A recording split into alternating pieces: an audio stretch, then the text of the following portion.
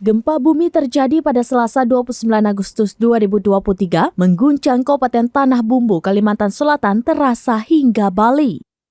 Badan Meteorologi, Klimatologi, dan Geofisika atau BMKG melaporkan gempa terkini Tanah Bumbu, Kalimantan Selatan.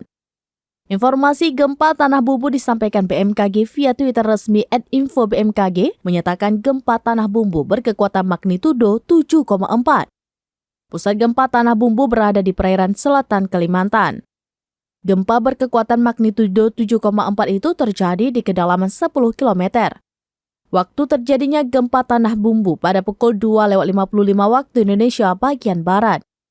Berdasarkan imbauan BMKG, gempa Tanah Bumbu tidak berpotensi tsunami.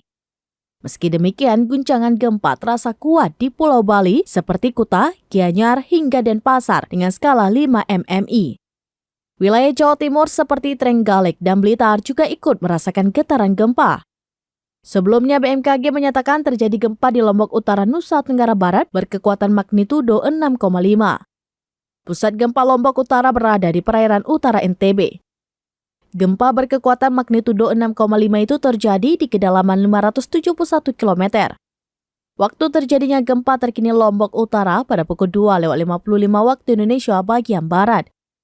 Berdasarkan imbauan BMKG, gempa Lombok Utara tidak berpotensi tsunami.